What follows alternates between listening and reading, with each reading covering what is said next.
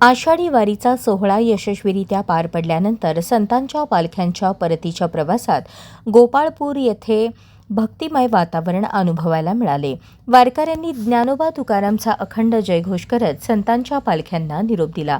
संपूर्ण परिसर टाळ मृदुंगाच्या निनादाने आणि अभंग भजनांनी दुमदुमून गेला. गोपाळपूर येथे पालख्यांच्या स्वागतासाठी तसेच निरोपासाठी भाविकांनी मोठी गर्दी केली होती.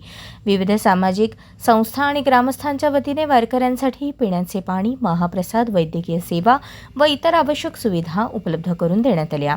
प्रशासन, पोलीस विभाग आणि स्वयंसेवकांनी वाहतूक व सुरक्षा व्यवस्थेचे उत्कृष्ट नियोजन केल्याने पालख्यांचा परतीचा प्रवास सुरळीतपणे पार पडला. भाविकांनी संतांच्या चरणी कृतज्ञता व्यक्त करत पुढील वर्षी पुन्हा भेटण्याचा संकल्प केला.